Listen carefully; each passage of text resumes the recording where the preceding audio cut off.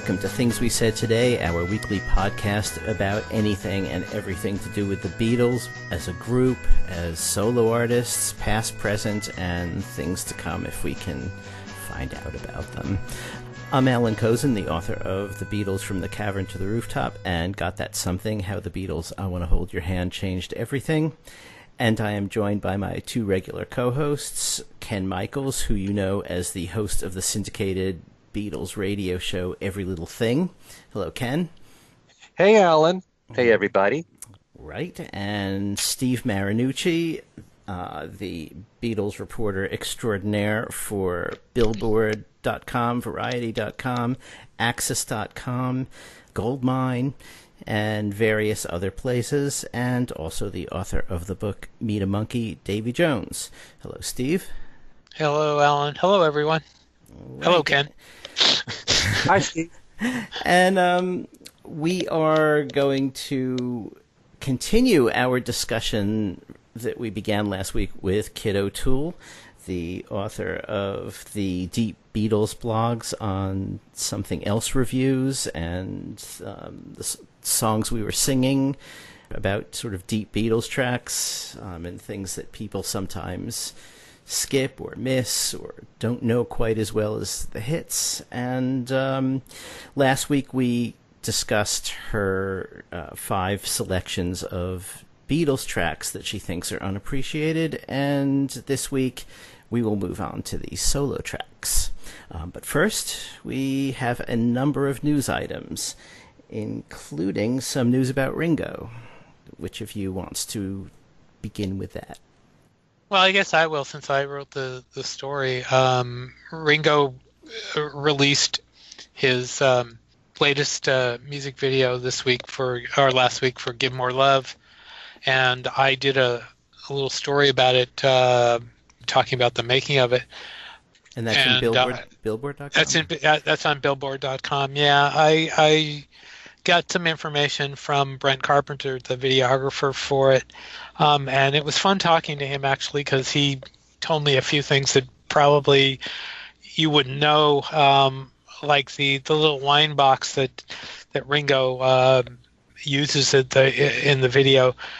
He said that the way they found that was in a hotel gift shop, and Brent said he said, that would be fun to put in a video, and Ringo said, well, think of a way to do it, and he did. And they also, I love the way, by the way, that they used the black and white graphics on the band. Those were rehearsal videos, by the way, but I loved the way they did that. It made the band look really sharp. It's a great little video, and it's on YouTube if you haven't seen it already. Ringo also announced that he would announce the plans for his annual Peace and Love birthday celebration is going to be at the Hard Rock Cafe in Nice, France, during their upcoming European tour. And of course, this between now and the 1st of October, they're going to be in Europe, and then they're going to alternate between Europe and the U.S. He's going to do one date at Atlantic City before they go to Europe, and then later in the year they'll be doing a bunch of shows in the U.S. with Graham Goldman and Colin Hay. And one other thing that I asked him that was I think somewhat newsy was, I said, is there a chance that you guys are going to record any of these shows? And he said, when they change lineups is when they do recording. And he said he believes that they will do some recording during one of these shows or during some of these shows this year. But he did not know, obviously. I mean, there are no specific plans to release anything yet, but that was something that was newsworthy out of that story. So, but he wasn't signed on to film any of them. Yeah, he will be. He will be filming. He said that they film. Like I said, they film when they change. When the band lineup changes. So, and he will be filming, but what they do with it, or he said, the quote I actually have, and I'm looking straight at it. It says, "I hope we'll be shooting." He seemed pretty confident though that they will. So, it'd be nice to see a new DVD, live DVD, because it's been a while. Right. Ringo's put out several live DVDs of the All-Stars and their different lineups, but the last one that I recall was Live at the Ryman, and Right. that's several years ago already. Well, they also had the Access video from I think it was Fort Worth. He said that probably will not be released. And there's also a possibility, and I'm probably going out on a limb by saying this, that there may be a second show in Atlantic City. Maybe. Apparently, there was a listing that dropped in on the Atlantic City on the website with Atlantic City, and then it was taken off. So there may or may not be a second show coming to Atlantic City for those of you in that area. So you might want to keep an eye out if you live there. Right, and that's the start of the tour. So That's anyone that goes, that's right. That's June 2nd is the one scheduled show. yeah, So it'll if be. you go to that show, you're going to know the set list. That's right. That's right. That's before right. anybody else. That's and right. you can celebrate the 51st anniversary of the U.S. release of Sgt. Pepper. There we go. There we go. So, Ken, did you go to Record Store Day? No, I did not, Ellen. But we didn't have any news items about Record Store Day in our last show because there were no Beatle or solo Beatle releases. However, I since learned that there were a couple of releases that are of interest to some Beatle fans because Harry Nilsson's album Pussycats, which was produced by John Lennon, was reissued on vinyl for Record Store Day. Mm-hmm. That's from the label called Real Gone Music. And there was a George Martin release called Beatles to Bond and Bach. And it includes several things. A piece that was written by George Martin, which is called Theme 1, which he apparently was commissioned to write for BBC Radio 1. Mm-hmm. There's something in there called the Bond Suite, which includes different arrangements of the James Bond theme mixed with kind of a groovy version of Live and Let Die. And there's something called the Beatles Suite, which has orchestral sounds of Beatle classics. And I think you have song titles there, or one of you does, of what is covered there. But this comes from the label called Music on Vinyl, and they made a limited number of 2,500 copies that are individually numbered, and they're all on 180-gram blue vinyl. Mm-hmm. So were you saying, Alan, this is before we started the show, that this might have been an early release back in the 70s? I thought it might have. I'd read that it was released in 1974. Okay. But I don't remember seeing it, so could have missed it easily. I'm gonna have to try and find a copy of that now. Okay. I didn't go to Record Store Day either. I'm looking at the information on the Record Store Day website, and it says exclusive release. I don't recall hearing of this, but then what can I say? But it doesn't. The title doesn't ring a bell with me. Not to me either. Yeah, I'm. The interesting thing is that I'm like most of the music on here is Beatle related, really. Because they've got the Beatles suite with the Pepper tracks and the Yellow Submarine suite with the Yellow Submarine tracks. So well, and then did actually die a couple of years ago, so it can't be a new recording. Right. Right. So and I doubt that there's that much unreleased George Martin. I mean, I'm pretty sure anything he recorded, he probably would have released. So my impression, looking at it, was that it was a compilation of things. Probably. But yeah. That didn't, and those none of those, maybe except for maybe Theme 1, and maybe Elizabeth and Essex, came from the Martin box set. I don't remember. I don't recall them being on the Martin box set. Mm-hmm. So, but anyway, okay. Okay, so Ken, you were also telling us about the Eric Clapton documentary and its various spin-offs, which have some Beatles content. Yeah, there was a documentary that was just programmed on PBS channels recently called Life in 12 Bars, and it's being released on DVD and Blu-ray, and there's also going to be a 2 CD compilation that spans Eric's career, and also a 4 LP version plus digital formats. And I did get to watch this documentary when it was on PBS. Did either of you guys watch it? No. No, I haven't. I have a digital file of it, but I haven't had a chance to watch it yet. Well, it has its merits, although I did have one major problem with it. It did cover very heavily the beginning of Eric's career, his childhood, and all the bands he was in, from the Yardbirds through Blind Faith and Derek and the Dominoes, obviously Cream and John Mayall. And it's really interesting. I mean, it's very thorough. It goes through those years very well. It deals a lot with Eric's drug problem and alcohol problem and his infatuation with Patty Harrison. And the only problem I had with it was it's kind of similar in a way to Living in the Material World, the documentary, because after, say, the early 70s, it just kind of whips through the rest of his career.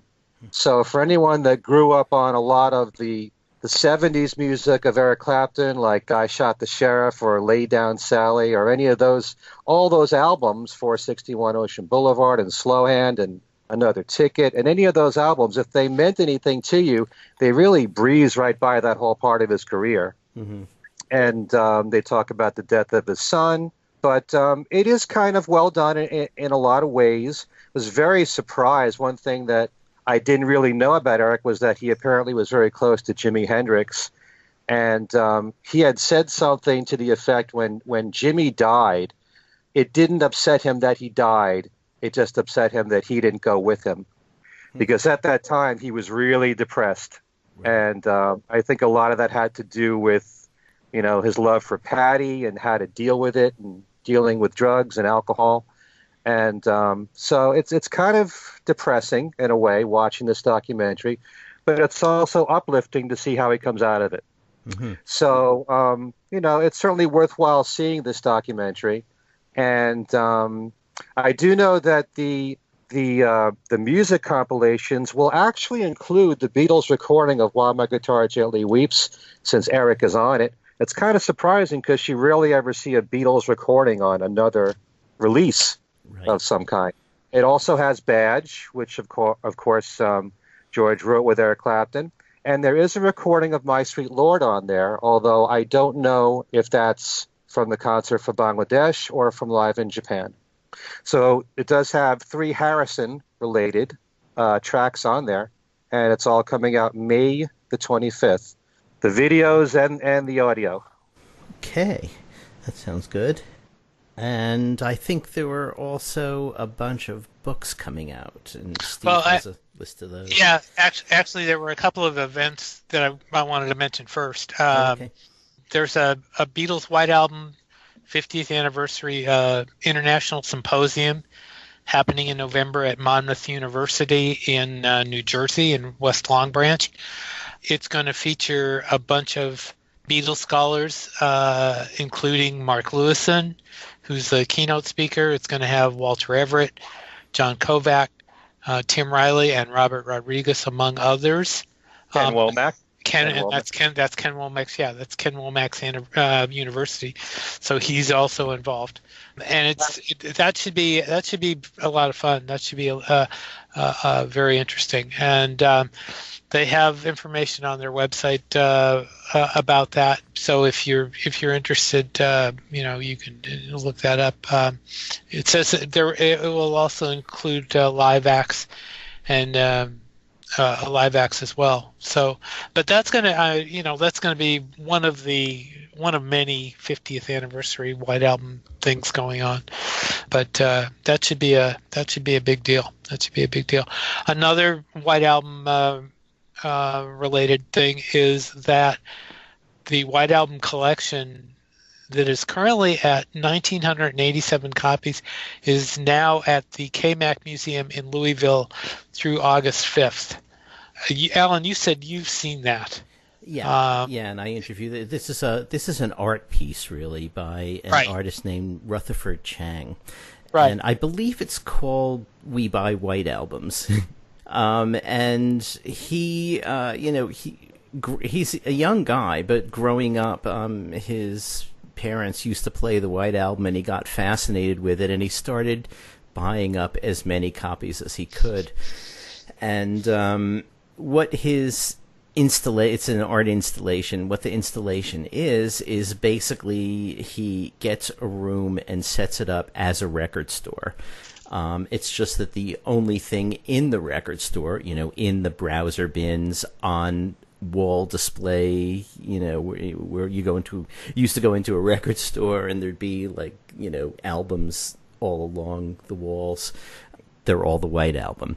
And basically one of the things that fascinated him is what shape these White Albums were in. I mean, I think he's particularly interested in original pressing White Albums so that they have the number, and he has a catalog with all the numbers he has and everything. And, you look at some of them, and there are some where people have done drawings of their own. There are some where people put their name on it. The way people treat albums who don't, realize that albums are, what they are. Like I've never written my name on an album. Okay, it's like this thing has to be in as good condition as it can possibly be. But apparently there are millions of people who don't believe that, and Rutherford Chang has a lot of their White Albums.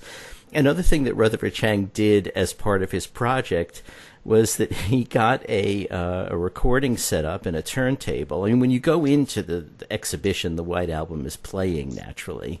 And it's not going to be the CD. It's going to be one of the LPs in his collection. So, there'll be some clicks and pops and things. But what he did was I don't know if he's recorded every one that he's gotten or how much he's, when he gave up recording them, but he began recording a whole lot of the White Albums he had over each other. So he had a multi-track recorder, and first he would do one, then he would do the next one, starting it in sync. And because it's an analog turntable, it goes out of sync, fairly quickly. So while it starts out unified, by maybe 10 minutes in, it's a complete mess. You can sort of hear the resonances of the songs in there, but so it's an audio project too. I'm not sure whether he is still doing that. He did have a 2-disc album LP pressed with the recording that he made, and also overlaid some of the graffiti on various covers for his cover. So it's not actually a completely white cover. It's got stuff all over it. But how does he keep people from taking those albums? Well, I don't know. I don't know. When I went in there weren't a lot of people in there, and he just, I suppose, could keep an eye on them. But I suppose someone could do that. I don't know. Why put this idea in people's heads, Steve? No, I'm not trying to. I'm just having. No, I've it's seen the picture. a logical question. Yeah, I mean, maybe they have some security. I never asked him. It didn't occur to me, but they must have some sort of security for it. Right. But yeah, I mean, the whole idea of doing that as an art installation, that's almost something that Yoko would dream up, Absolutely. It's true. And that's really the cool thing about it, that he came up with this on his own, Yeah. The fact that it's a plain white cover, you can do so much with it. That's right. I mean, if you did the same thing for Sgt. Pepper, there's not so much you can write on the front cover of Sgt. Pepper, so... but with white, nothing but white, the sky's the limit. Right. And it invites a, well, I mean, the cover itself, as we've talked about before, the cover itself was basically kind of an art thing anyway. Yeah, so it was done by a recognized artist, Richard Hamilton, who was, pretty well known at the time. It really still is. So, yeah, you've got an art piece about an art piece. Right. It's so meta. That's pretty. It is. That's pretty amazing. Anyway. Okay, so there's that. You have any other shows, or do you want to get? I also have the fact that they've put the theater listings for Yellow Submarine online at yellowsubmarine.film. And also, just a small news item. I saw Bill Harry actually mentioned this online, and I confirmed it, that George Martin's widow, Judy, burglars broke into her home, but police arrived and they escaped, and she apparently was not hurt, but it was kind of, she locked herself in a bathroom, and they got away. So. But that was kind of a scary thing. But she's apparently okay. So, but I do have a bunch of books to mention that are coming out between now and the end of the year. And there's, as usual, this is around the time of the year when we start hearing, books later on in the year. The one I did see a couple of mentions about on Facebook is one called Visualizing the Beatles. It's kind of a graphic novel of charts about the Beatles, going from Beatlemania all the way through to Abbey Road, and there's all sorts of stuff in here. It's called A Graphic History of the World's Favorite Band, and it goes through all the albums. It's really kind of strange, actually, but that's one.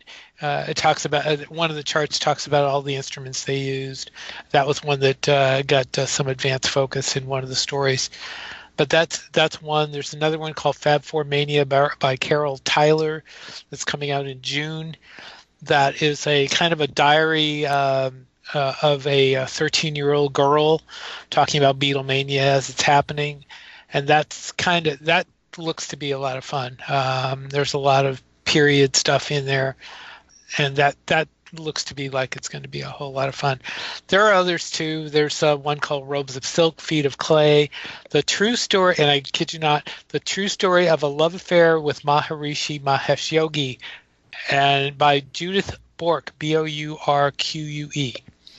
And that's coming out in September. There's another one called Images of Broken Light by Michael DeLeo, about a novel about the days before the death of John Lennon. There's volume 2 of Ken Womack's bio of George Martin called Sound Pictures.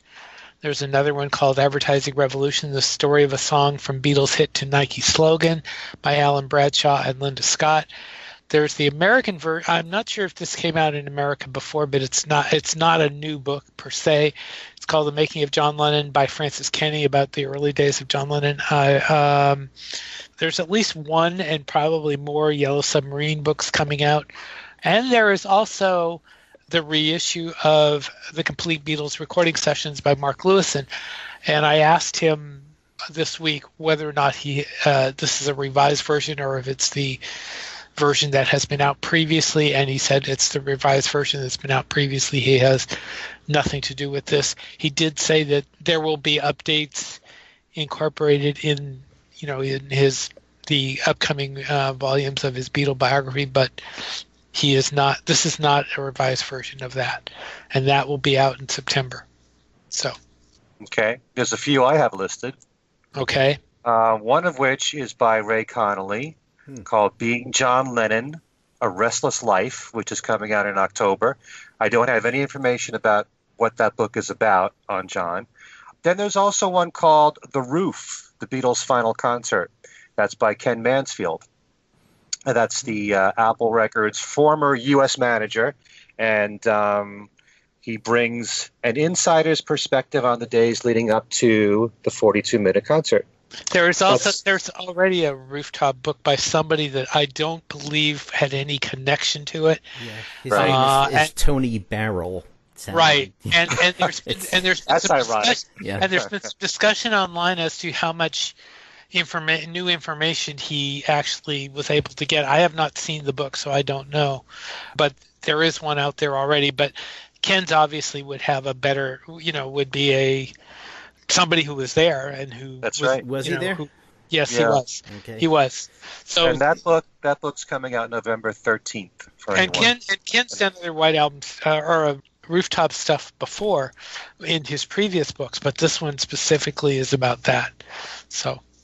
Also, go ahead. I was just going to say that actually I looked at the Tony Barrel book this afternoon. I have a copy. I haven't had a chance to read it all yet, but he does talk about having interviewed Apple's secretary at the time and someone who was one of the policemen at the time, and so I don't know, not having read it, I don't know how much he got from them, but it does seem that he did do some research and interviews, so it might be a different perspective from Ken Manfield's, but if you're fascinated with The Rooftop, now you have 2 books to read.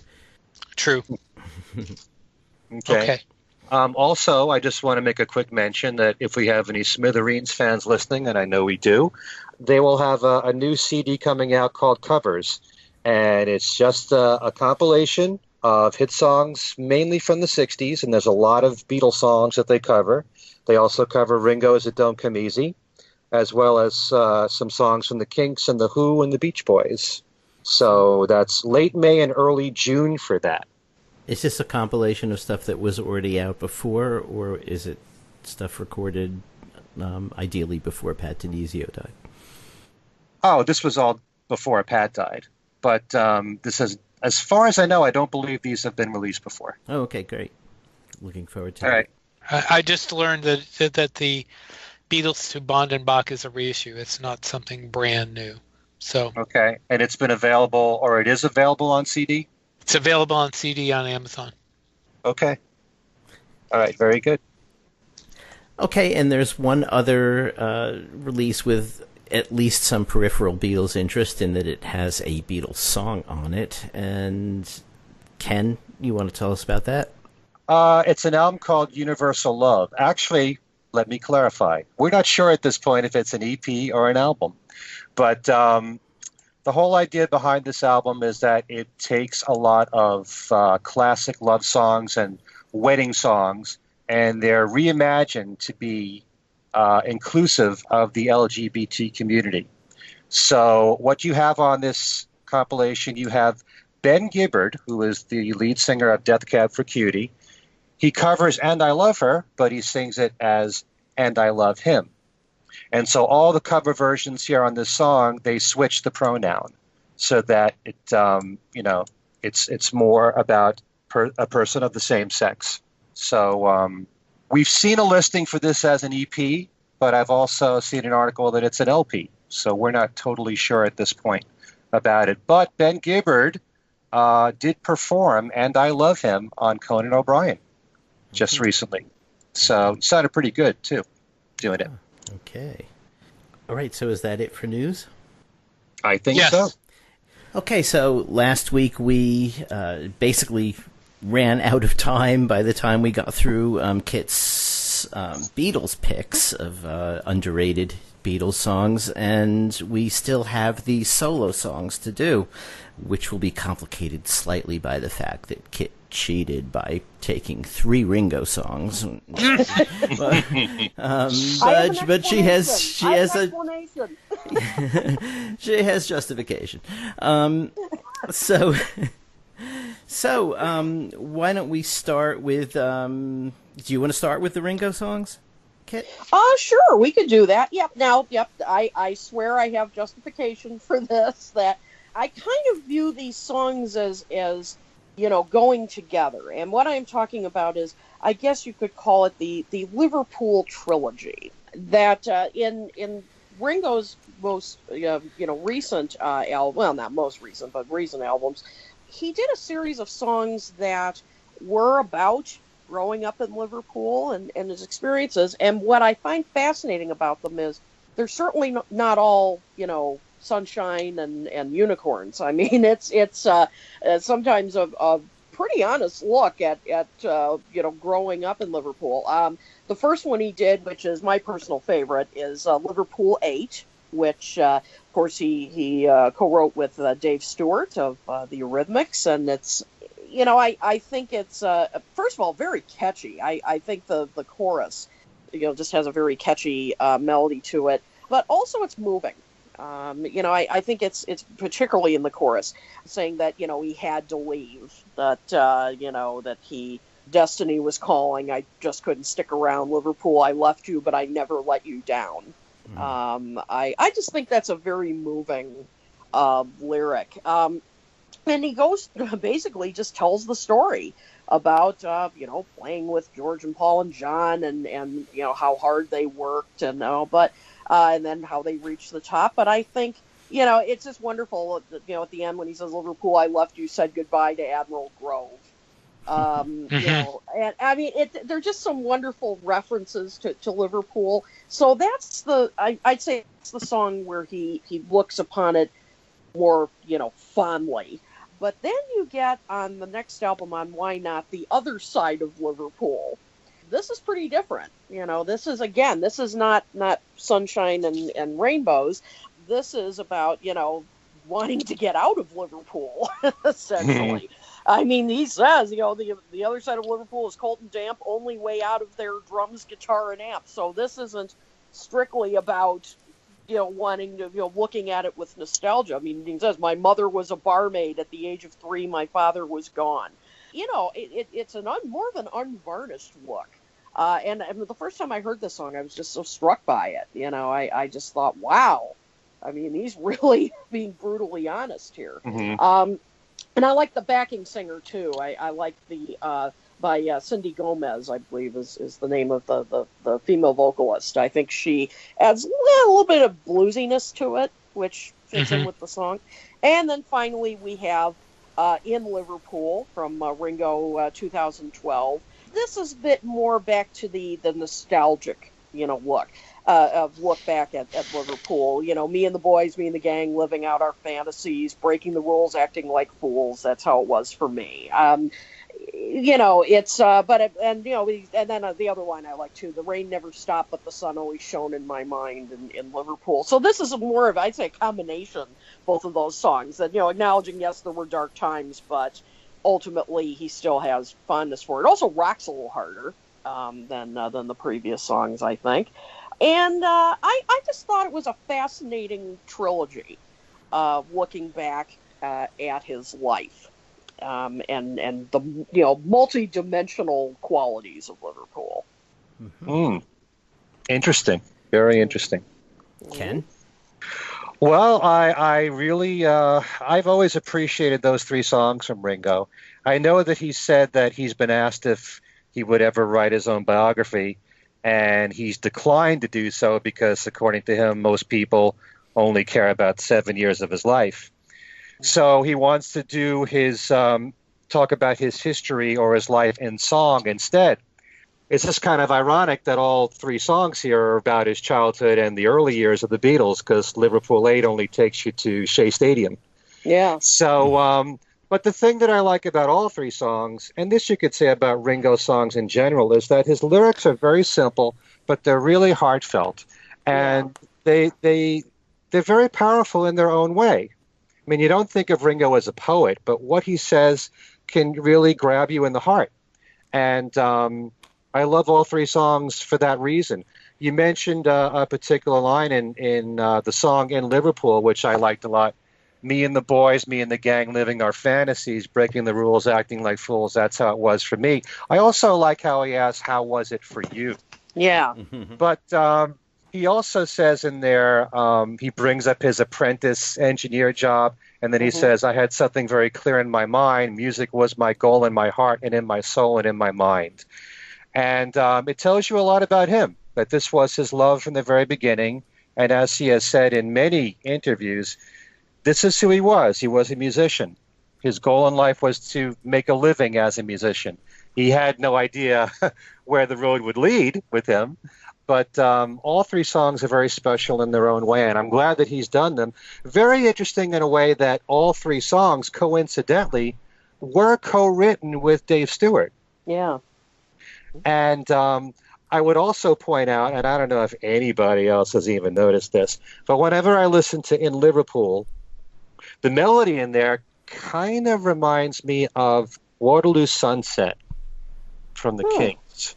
If you listen very carefully. Don't ask me to sing, but if you play those 2 songs back to back, there's a similarity in there. Okay? Give that a try. All right. Yeah. So, Steve? I thought the idea of doing the autobiographical songs was a good one. However, I don't. He basically, he basically did it as Kit said, as a substitute for writing a book. And even though he put out the picture book, which helped a little bit, and he also did the Grammy Museum exhibit, which contained a lot of stuff.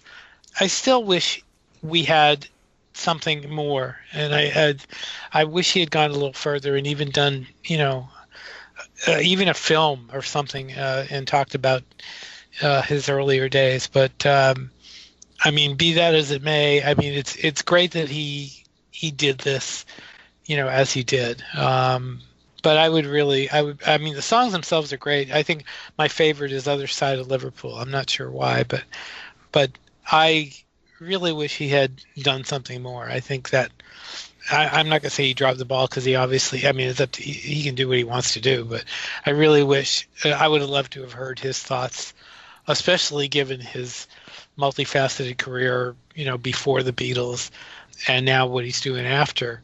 I wish he had done that, but anyway. No, I agree. I think that's why I mean, Liverpool 8 is probably my number one, but Other Side of Liverpool is a very close number 2, because it is, like you said, Steve, you listen to that and you're like, boy, I'd love to hear more. I'd love to hear more about that side, of how hard it was to growing up. So I think that's part of the attraction we both have to that song. And I think he's gotten to the point where, at this point in his life, he doesn't feel like he has to. And that's understandable. Yeah. That's understandable. There was a time when he was partying around in LA that maybe he might have done it, but even then, I probably would have been more difficult at that point when he was, hanging around with Harry. But, he doesn't want to do it now, and that's fine. I just wish he had. Yeah. So I kind of wish that on the flip side of what you were saying, he would write songs about his later life. Not just his early life in the Beatle years. Yeah. So there's fascination there in his solo career and all the work that he's done and all the people he worked with. That would be. I don't know. I don't know that I'd want to necessarily see a my life in song over 75 tracks. But he did go a little further, as it was just Steve wanted. He did do Rory and the Hurricanes as well, so you could actually have cheated even more and had 4 Ringos. I almost did. That's right. Good point. Very close. If he had only put Liverpool in the title of that one, it would have been perfect. Yeah. So there is a fourth early look at that period. I could be wrong, but I seem to remember that when Liverpool 8 came out, the single and the album, Ringo got into some trouble with a British TV interview he gave where, when they asked him about Liverpool, or maybe whether he was going to go back to Liverpool because it was made this European city of culture that year or whatever, and he said something like, "Oh no, I got out of there as soon as I could," and that got people in Liverpool really upset. Yes, it did. I remember that, and then in fact, I remember the one. Was it the Bush sculpture, the Bush sculpture of the Beatles that got and his head got chopped off? I think it was. Ooh. Yeah, that's right. Right. So yeah. I mean, it occurred to me, listening to them, that perhaps the Other Side of Liverpool was almost a reaction to, what happened after Liverpool 8 came out, and he talked a little about it, and he got so criticized, and it's as if he's saying, oh, you know what? I'll write a song about Liverpool, and it's the other side of it, okay? Right. And that's what we have there. And then maybe he felt better about that, and decided to sort of write a nice one about Liverpool again.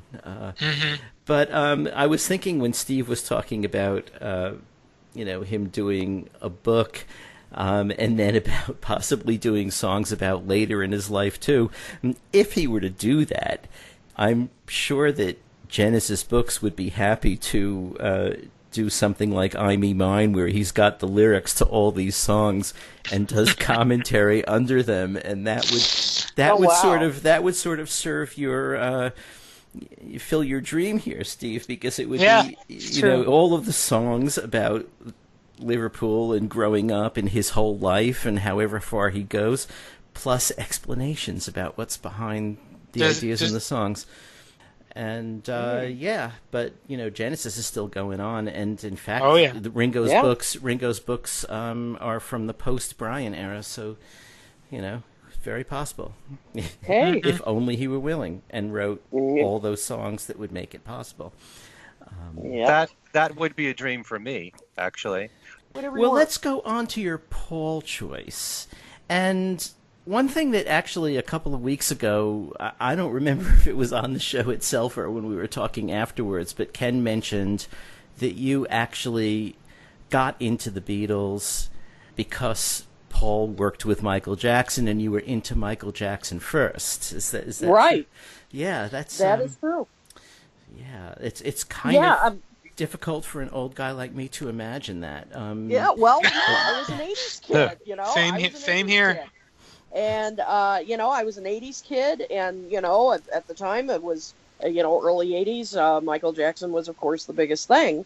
And, I'm going to say, I knew who Paul was. I knew who the Beatles were. It wasn't like it was completely foreign to me. But I didn't really get into his music until I remember Say, Say, Say came out, and that made me buy Pipes of Peace. Uh-huh. And then it all was all, that was, I don't want to say all downhill from there, because it was all uphill from there. Or you could say, and now it's all this.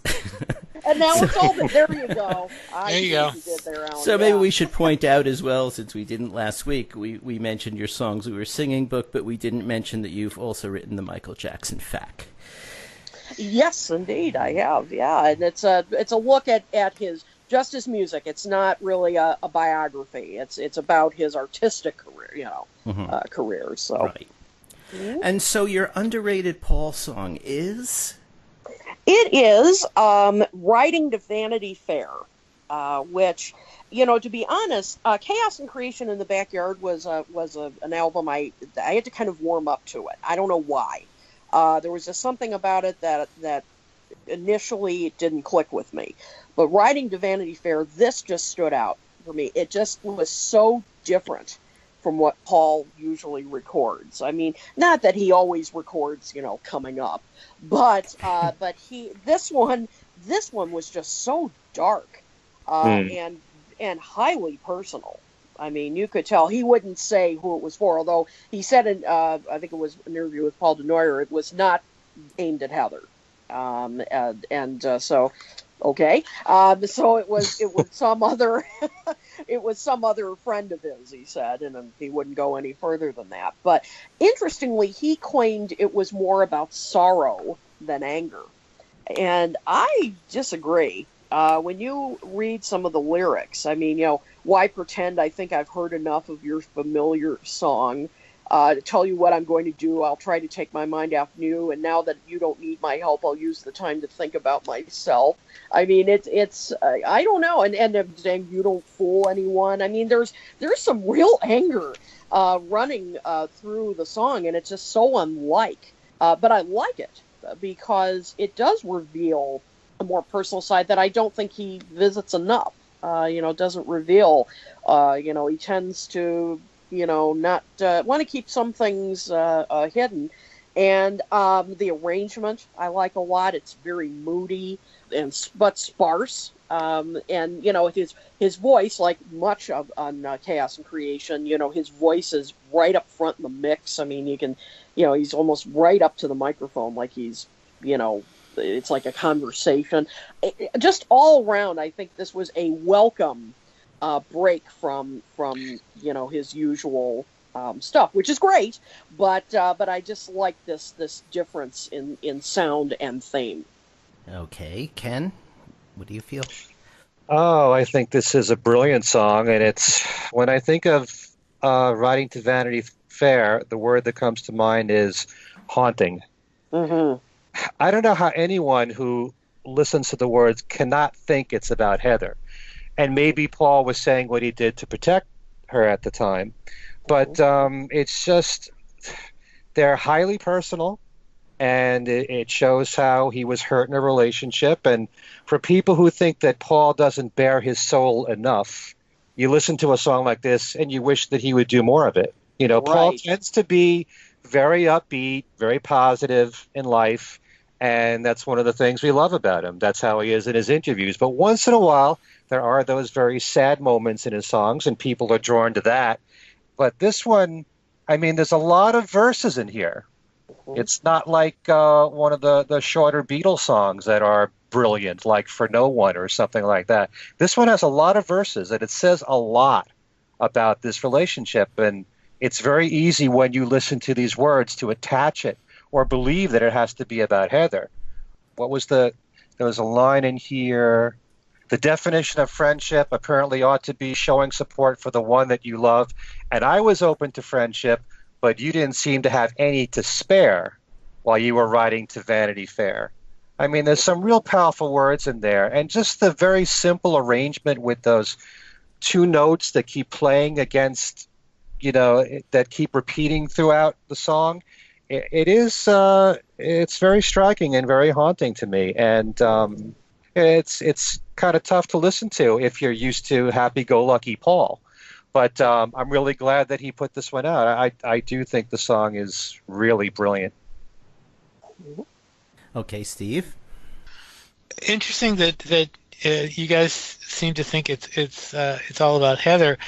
In doing a little bit of looking around, one place I found thought it was about Jeff Baker, his former publicist.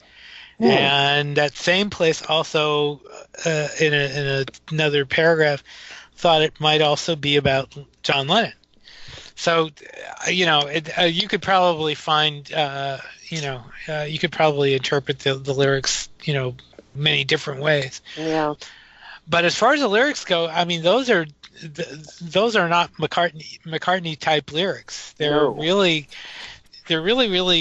biting, and I'm not used to seeing that from Paul McCartney. And it's interesting, you know, the fact that this one, you know, is not that well known. It's kind of weird that it isn't, because it's so different. I mean, it reminds me of How Do You Sleep? You know, it's kind of that type of thing. But I don't know. It's definitely unique. Let's put it that way. So, Alan? Yeah, I sort of lean more towards the Heather interpretation. Do you? You know, keeping in mind, well, just because of that verse about the definition of friendship apparently ought to be showing support for the one that you love. I mean, okay, you can love your friend, but that seems to, you know, point that way. I mean, you can hear it as being about John, but he's always maintained that was a real friendship, and so much of this is about how this friendship turned out not to be a real friendship. I kind of think that the John model doesn't fit, you know, as angry as they both got. Yeah, no, I mean, I agree that it sounds a lot like Heather. I'm just saying that there are others out there that think differently. Yeah. The Jeff Baker one, I think, may give Jeff Baker too much importance in his life. I don't know. Maybe they were tight at a certain point. I mean, I know that when Jeff used to call me to promote an interview for one of Paul's projects, he would say, "Oh, yeah, it's Jeff Baker. God wants to speak to you." So, Did he really? Yes, he really. Wow. And that was about Standing Stone, of all things. But anyway. Wow. Yeah, it's I can totally understand, Kit, why it took you a long time to warm up to Chaos and Creation. I haven't got there yet. It took me a long time, so you'll get there. Maybe. But yeah, you know, this is as everyone here seems to agree, a very unusual Paul McCartney song, because he does tend to be the sunnier, you know, one who, you know, the closest he's got to being critical of someone else in a song, I think, is maybe Too Many People, you know. And even that was done so poetically that you almost needed John to say in his Rolling Stone interview, well, what do you mean too many people going underground? Took your lucky break and broke it in two. What are you saying there, Paul? I mean, I'm not sure that I necessarily would have heard it as an attack on John without reading John's interpretation of it, but maybe I would have. I don't know. John did did actually bring more attention to that aspect of it than the song itself did. But this is right out there, and it is unusual. And I think anything on Chaos and Creation could probably almost fit into the overlooked category. So, except for maybe Fine Line, maybe. Except for Fine Line. Yeah, maybe. Only because that was the single. Yeah. Only because, Yeah. One thing I think that maybe the key for the interpretation of the song is riding to Vanity Fair. That phrase. Yeah. And I mean, we could sit here and speculate what exactly that means, but I think that's probably the key, rather than a lot of the rest of the lyrics. Yeah, because it doesn't seem to make sense if it has to mean something. Unless simply the word vanity in there is he's using it that way and decided to sort of make it into Vanity Fair. We could be. We don't know, but could be. I kind of interpret it as meaning while you are on your way to becoming more famous. Mm. So you're falling into the Heather. You're falling into the Heather interpretation. Well, I've always believed that it was. Okay. But until Paul admits it, we can't say 100% for certain. Could be Eric Stewart or Elvis Costello. Yeah. Oh, there you go. Let's start some rumors, man. I think we need to do a third episode where we just take this whole thing apart. And, okay. There we go. There we go. Okay. So shall we go to your John solo selection? Sure. This one, and I'm trying to remember. I had a conversation about this song with somebody, and I it's a song that some people love, some people don't. From Imagine, I Don't Want to Be a Soldier, and I like it for the very reason that this friend of mine didn't, which is it's a little sloppy. It's a little. It's not as polished as, say, Imagine. It has a looser jam kind of feel to it, and that's what I like. It just sounds so different than a lot of the other tracks on that album. It's gritty, it's bluesy, and I just think, even though the lyrics, I mean, they're fairly simple in a way. I mean, if they were just I believe they were just sort of improvised in a way around this jam, but it's interesting how the song progresses when he sings, I don't want to be a soldier, mama, I don't want to die, I don't want to be a sailor, mama, I don't want to fly, I don't want to be a failure, mama, I don't want to cry, I don't want to be a soldier. I mean, it's just interesting to see where he goes with, and we could probably go to town analyzing this as well, but I just think it's it's biting great vocal performance from him too. I think, he just, and the Flux fiddlers. I like that kind of shaky kind of string, when the shaky strings come in. It adds a little more tension to the song. It's John is both. He's not raging angry. I mean, it's not How Do You Sleep? It's not on that level. But it's obviously, I mean, he's protesting, Vietnam, or however you want to interpret it. But it just has this, as I said, this sloppy quality to it that I just love, and it's a rant against expectations of society. Oh, and King Curtis, of course, playing sax solo. Short before he died, great solo. It just pierces through the noise, and it's all-star group here: Nicky Hopkins, Joey Mullen, Klaus Vormann, Jim Keltner. I mean, it's just a star line. Oh, and George Harrison, of course, on slide guitar. Tom Evans, Mike Pinder. Yep. I mean, on tambourine. Right.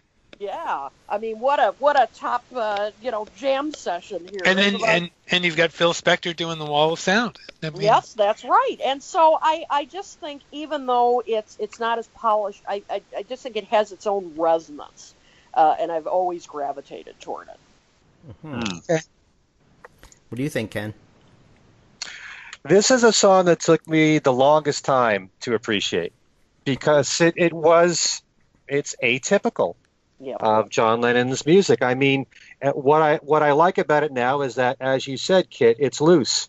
It is a jam. It's kind of improvisational, and most of John Lennon's solo work from Imagine on or Plastic Ono Band on is structured, And when I think about this, I think about like when John and Yoko and Frank Zappa did Well, Baby Please Don't Go, and it was like a loose jam.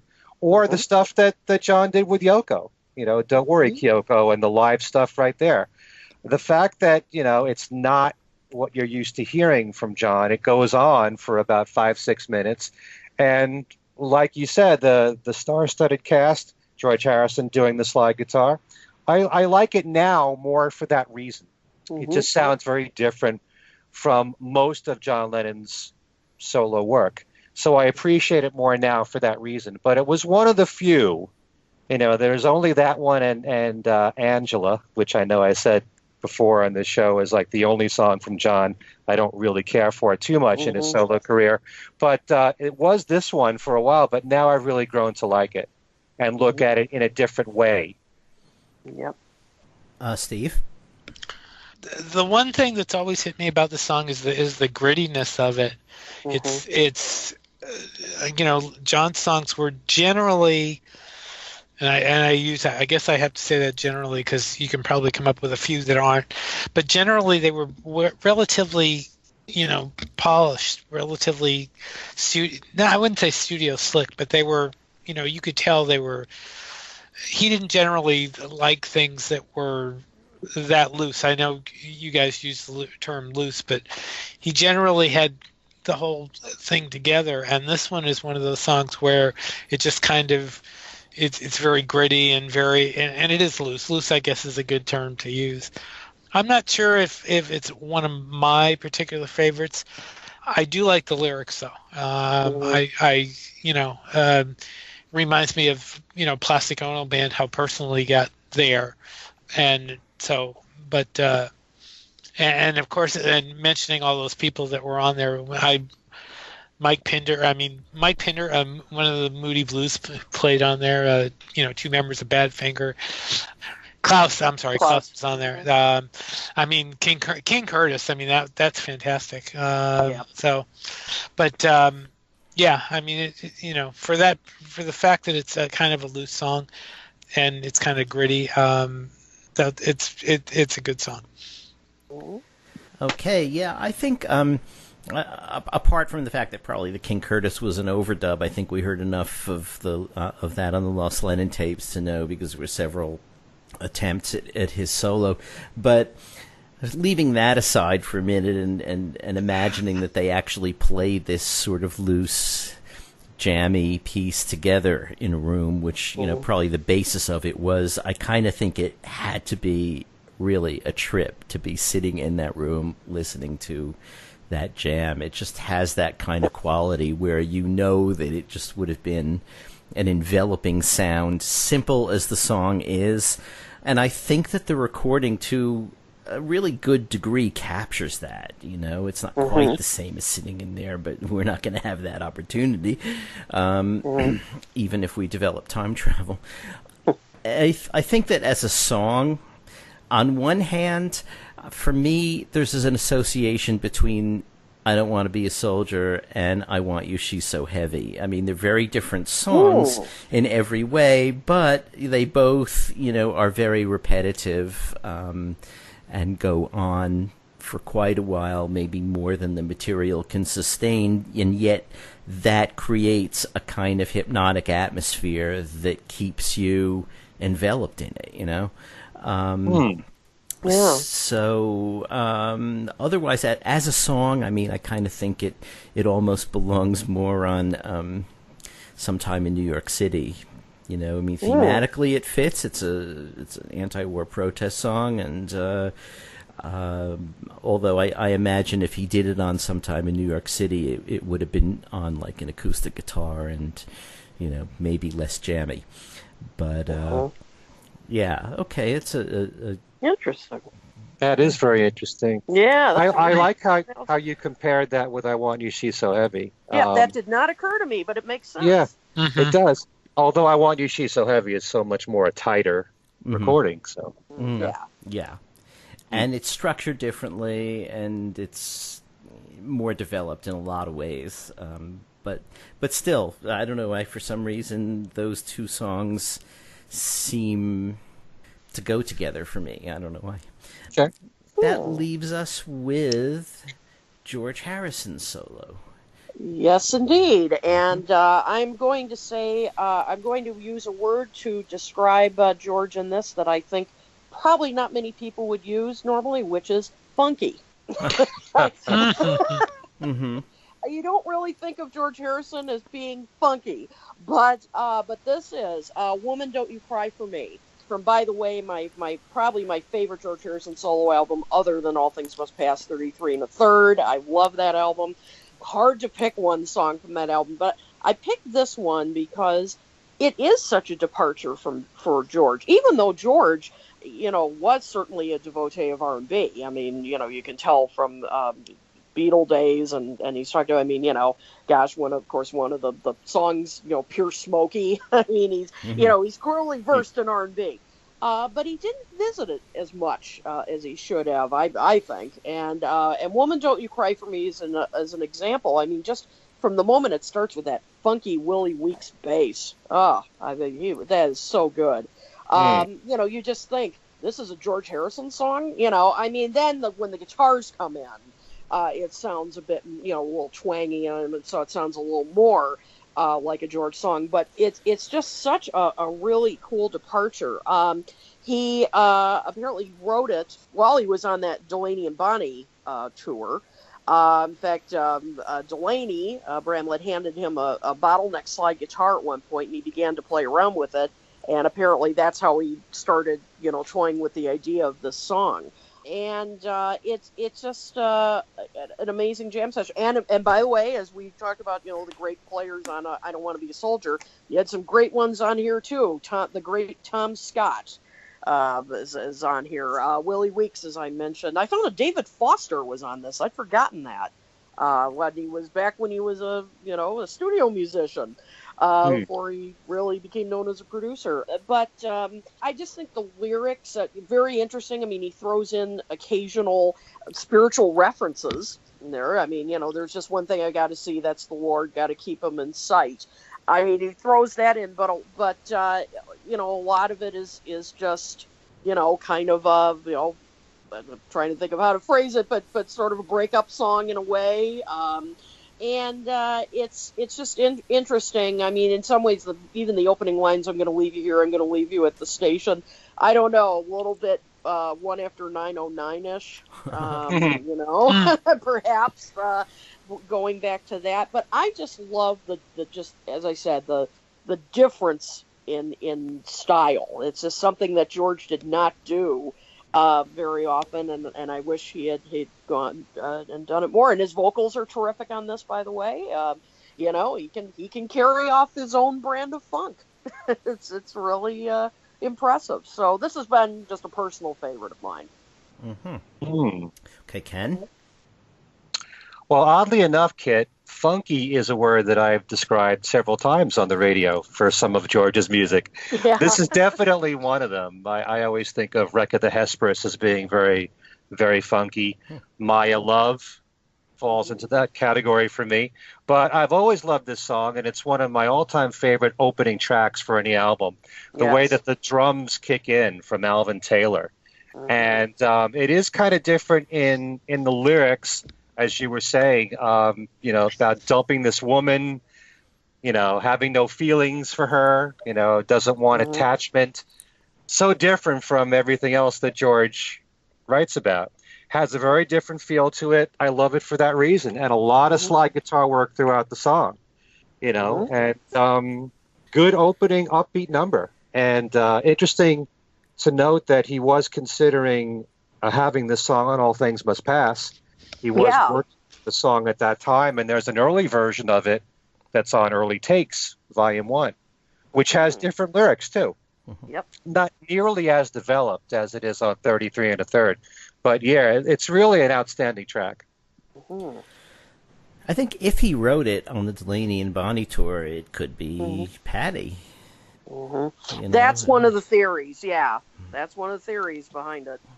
Yeah, and that's a little atypical for him in the way that writing to Vanity Fair is atypical for Paul. He never really overtly said very much about that relationship other than, we were both done, So, yeah, I mean, it could just be, of course, a song about nobody in particular. I think the spiritual aspect you mentioned may be less George Harrison spirituality, as we know it through a lot of his work, than a sort of reflexive gospel spirituality, just because the song is so bluesy at heart that, blues and gospel sort of go together in a way, and lines like that are pretty typical in sort of certain kinds of blues. I wasn't crazy about the produced version of the track on the album. Now that the First Takes version is out, I like that much, much better, just because, he's playing an acoustic guitar and he's playing it in a really interesting, intricate way. I just love the playing on that acoustic demo. But yeah, it's funky, and it's it's a certain kind of thing that is. Well, I get into this a lot, and Ken and I always disagree, but it sounds to me like the production of its time. That I kind of suspect that if he were revisiting that album now, it might have a lighter touch. Interesting. But maybe not. Maybe not. I think again, going back to I Don't Want to Be a Soldier. This is very atypical George Harrison, and I like it. It's lighthearted. I mean, and I would put my money that probably it does have something to do with Patty, but at the same time, it's also so lighthearted. If it was about Patty, it would be, it doesn't sound like the George that we all think we know, which we may not know in the first place. But I do like it. It's a great song. It's like I said, it's very lighthearted. That's about all I can say. It's just well done. So and I just want to mention, Ken made a really good point too. Yeah, really one of the best album opening tracks. I think of the solo. I mean, it was just from the moment you hear that, you just think this is going to be a special album. I mean, there's just something about it, the way it starts, even though the lyrics aren't exactly upbeat in a way. I mean, as soon as you hear, as you said, the drums and then the bass kick in, it just grabs your attention immediately, and you just think this is going to be an interesting listen, Right. And I just thought that was a really good point. That was a genius opening track. Really fits just perfect, in that role. Okay, so those were all of the solo songs, right? We didn't miss anything, did we? Nope, that was it. Ringo, that was it. Right, okay.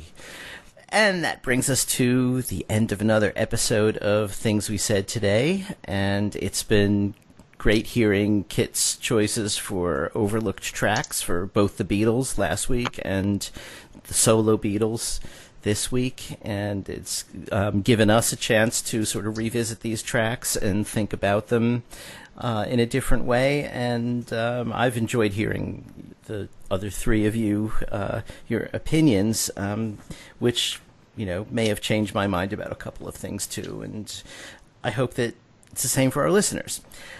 So you can reach us at, if you want to send us an email, which we always read and try when we can to respond to.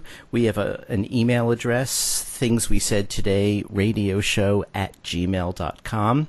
You can follow us on Twitter with the @ Things We Said Fab. We have a Facebook page, Things We Said Today Beatles Radio Fans. And you can reach Steve at BeatlesExaminer@gmail.com, and I have a Facebook Beatles news page called Beatles News and Information that everybody is welcome to join. Okay. And Kit, how can people reach you? You can reach me through my website, kiddotoole.com. You can also reach me on Twitter, at kiddotoole, and on Facebook, and the page is called Kiddo Toole's Keynotes. So, Ken, how do people reach you? You can always email me at everylittlething@att.net. And my website is kenmichaelsradio.com. A couple of things I want to mention very quickly. I did an interview with Jude Kessler, who's known for her series of narrative books on John Lennon. And we talked about pretty much the same thing we talked about on these last two shows, overlooked songs from John Lennon's career in particular. And we discussed a few of his Beatles songs and a few of his solo songs. And that's right there on my website. And don't forget, I'm continuing this week with my special contest in which you can win 2 of Kiddo Toole's books, Songs We Were Singing, Guided Tours Through the Beatles' Lesser-Known Tracks, and her book on Michael Jackson called Michael Jackson FAQ, plus a Kiddo Toole tote bag. And that's all on my website. And find out all the details right there on the homepage at kenmichaelsradio.com. That's it. And you can reach me through Facebook at either Alan Kozin or Alan Kozin Remixed. So for Ken Michaels, Steve Marinucci, and Kiddo Toole, this is Alan Kozin saying thanks for listening, and we'll see you next time.